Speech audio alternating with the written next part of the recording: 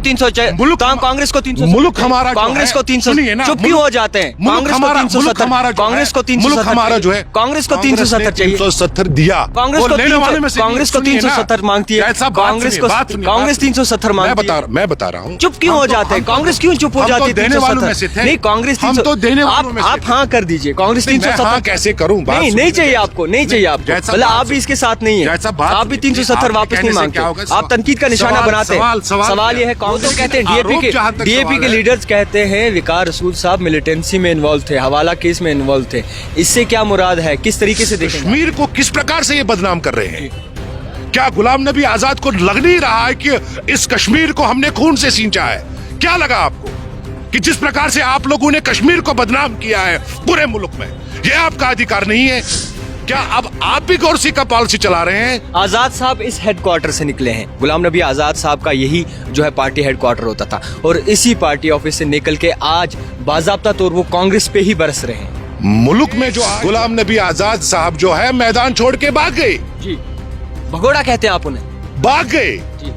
अरे हम जो सिपाह आज लड़ रहे हैं राहुल गांधी के नेतृत्व में, डीएपी और कांग्रेस के लगातार जो है बयानबाजी चल रही है, और जैसे डीएपी और कांग्रेस बयानबाजी कर रही है, इससे ये साफ तौर पर दर्शाता है कि बाकी पार्टियों को भूल के अब डीएपी और कांग्रेस की जैसा कंपटीशन चल रहा है। इस वक्त हाल ही में जो है एक प्रेस कॉन्फ्रेंस हुई, और इस प्रेस कॉन्फ्रेंस में साफ तौर पर ये कहा गया कांग्रेस की जानिब से कि अब जो है डिफेमेशन केस जो है ये करने वाले हैं। जिस तरीके से ये प्रेस कॉन्फ्रेंस हुई, उमर जान हमारे साथ है, उमर जान आपसे समझने की कोशिश करेंगे। इस प्रेस कॉन्फ्रेंस में साफ तौर पर इस बात का खुलासा किया गया कि जनाब हमारे साथ बाकायदा तौर पर गलत बयानबाजी हो रही है। क्या आप डीएपी से डर गए? डीएपी के बयानबाजों से डर गए? देखिए, जिस प्रकार से आपने ये सवाल किया है, ऑलरेडी आपके बीच में ब्रीफ किया है हमने प्रेस कॉन्फ्रेंस में, लेकिन जहां हमारे जम्मू कश्मीर का सवाल है, जिसमें बहुत सारे चैलेंजेस देखने को मिली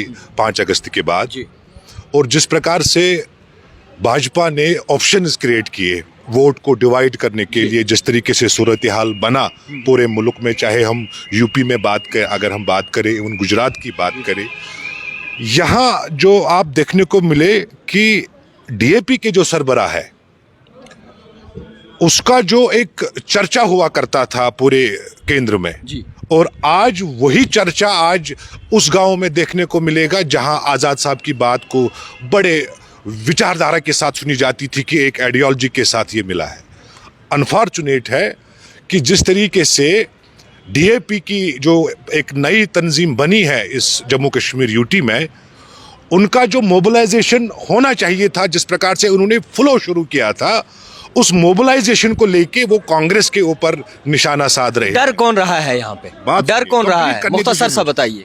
डर किसी की बात नहीं है, ये हमारा लोकतंत्र है, हमारी मुल्क की जो खूबसूरती है वो यही बयान करती है। यहाँ जो अधिकार आप लोगों का है बात करने का, उस पे हम थोड़ी जाएंगे। वो तो कहते हैं डीएपी के लीडर्स कहते हैं विकार रसूल साहब मिलिटेंसी में इन्वॉल्व थे, हवाला केस में इन्वॉल्व थे, इससे क्या मुराद है? किस तरीके से देखेंगे आप? देखिए, गुलाम नबी आजाद साहब के टेन्योर में जो 2.5 साल वो रहे हैं, चीफ मिनिस्टर रहे हैं, रहे चीफ मिनिस्टर, अब सारा जो उनका लुक आफ्टर करना था वो तो उसके हाथ में था। अगर उसको उस समय लगा कि मैं जिन काबीना वुज़राओं के साथ बैठक करता हूं इसमें मुझे अनसर्टेनिटी दिख रही है, सस्पेक्टेड दिख रहा है, तब कार्रवाई क्यों नहीं की? क्या उनको लगा तब कि मुझे आप अपनी चेयर है, नेशनल इंटरेस्ट आप अगर वो दिखा रहे हैं अपनी नेशनलिटी, उसको तो उसी टाइम रिजाइन करना था कि यहाँ मिलिटेंट लोग बैठे हैं। नहीं किया, तब तो वो पावर में थे, उनका तब प्रोटोकॉल था। इस कश्मीर को किस प्रकार से ये बदनाम कर रहे हैं?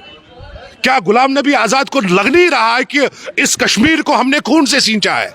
क्या लगा आपको कि जिस प्रकार से आप लोगों ने कश्मीर को बदनाम किया है पूरे मुल्क में, ये आपका अधिकार नहीं है, ये आपका डोमिनेंस नहीं है। जहां आप लोग आरोप लगाते हैं कि कश्मीर में जी मिलिटेंसी है, क्या हम इसलिए इस कश्मीर वैली में पैदा हुए कि हमारे ऊपर जो बदनामी आप लोग करवा रहे हैं ये आपका डोमेन है? हम जिस मुल्क के साथ रह रहे हैं इसको भारत कहते हैं। ये भारत की खूबसूरती नहीं है क्या अब आप भी गौरसी का पॉलिसी चला रहे हैं? आज़ाद साहब इस हेडक्वार्टर से निकले हैं। गुलाम नबी आज़ाद साहब का यही जो है पार्टी हेडक्वार्टर होता था और इसी पार्टी ऑफिस से निकल के आज बाज़ाब्ता तौर वो कांग्रेस पे ही बरस रहे हैं। मुल्क में जो आज लड़ाई लड़ रही है कांग्रेस पार्टी, उस लड़ाई को छोड़ के गुलाम नबी आजाद साहब जो है मैदान छोड़ के भाग गए जी। भगोड़ा कहते हैं आप उन्हें? भाग गए जी। अरे हम जो सिपा आज लड़ रहे हैं राहुल गांधी के नेतृत्व में, जिस प्रकार से भारत जोड़ो यात्रा आप देख रहे हैं, जम्मू कश्मीर भी आना है, कश्मीर भी जिस तरीके से राहुल गांधी ने दिल्ली इच्छा किया, मगर उस भारत जोड़ो यात्रा को आप लोग कमजोर कराना चाहते हैं। हम अपने अपने लोकेशंस पे खड़े हैं। आपको लगता है कि जिस प्रकार से गुलाम नबी आजाद साहब कांग्रेस में रहकर पूरे पोर्टफोलियो का मजा लिया, वजीर आजम नहीं बन पाए, यही एक कांग्रेस ने नहीं किया, बाकी तो सब दिया। वर्किंग कमेटी में रहे, मिनिस्ट्री पोर्टफोलियो पे रहे। वो तो कहते हैं कि प्रेसिडेंट पद पे भी जा सकते थे। वो तो कहते हैं कि अगर उन्हें लालच होती इक्तिदार की, वो प्रेसिडेंट पद के लिए अपना नाम भी दे सकते थे।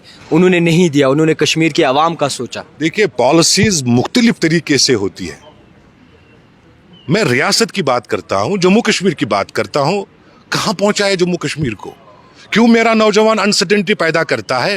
यही लीडरान ऐसे जो थे जो कंफ्यूजन क्रिएट कर रहे थे, जो अनसर्टेनिटी क्रिएट कर रहे थे। आपकी प्रेस कॉन्फ्रेंस में ये जाहिर हुआ कि कोई भी कद्दावर नेता डीएपी में नहीं है। क्यों नहीं है? देखो जायद साहब, मैं आपको बता दूं, अभी इलेक्शन कमीशन ऑफ इंडिया ने डीएपी का नाम रद्द किया है, ठीक है। और दूसरा, उनके जो जोनल कमिटीज बनी थी वो भी डिसॉल्व हुई। लेकिन उसके बाद जो पॉलिटिकल पार्टीज में जो पोर्टफोलियो, जो कमिटीज बनी है डिस्ट्रिक्ट लेवल को लेके, स्टेट कैडर को लेके, अभी बना नहीं। तो उनके जो आरोप है स्पोक्स पर्सन, वो कहां से आए?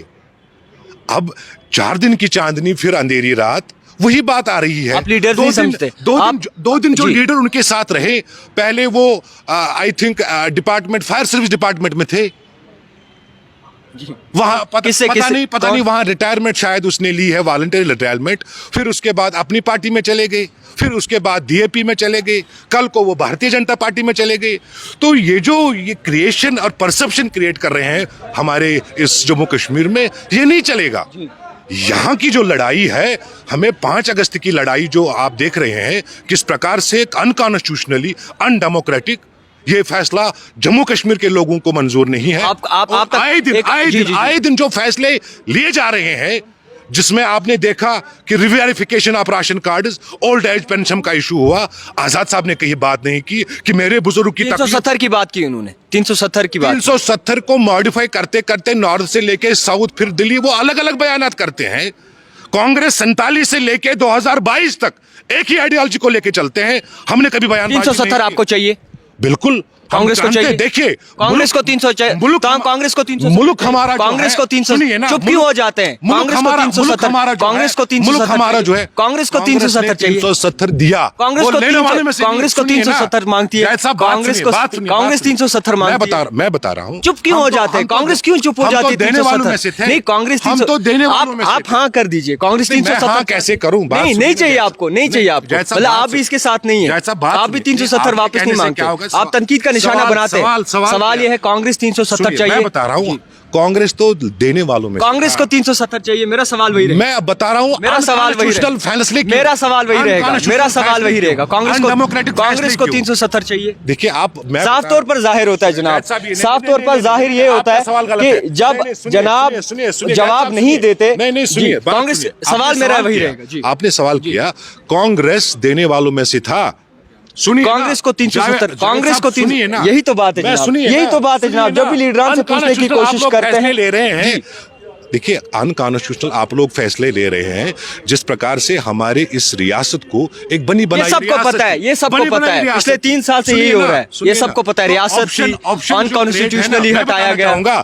भाजपा को जिस डॉक्यूमेंट पे नजर है, शायद उसको गुलाम नबी आजाद पूरा कर लेगा। वो उसका सपना है, वो उसका सपना है। जिस रेजोल्यूशन की ये बात कर रहे हैं, 370 चाहिए। 370 अभी सुप्रीम कोर्ट ऑनरेबल, यही तो मसला है जनाब। खैर, जिस तरीके से उमर जान से हमने जानने की कोशिश की, और कांग्रेस के जितने भी कार्यकर्ता और लीडर्स है, जब इनसे सवाल करते कि 370 चाहिए, घुमा फिरा के जवाब देते हैं। अब किस तरीके से आप इसे देखते हैं? देखते रहिए द टाइपराइटर जावेद खान के।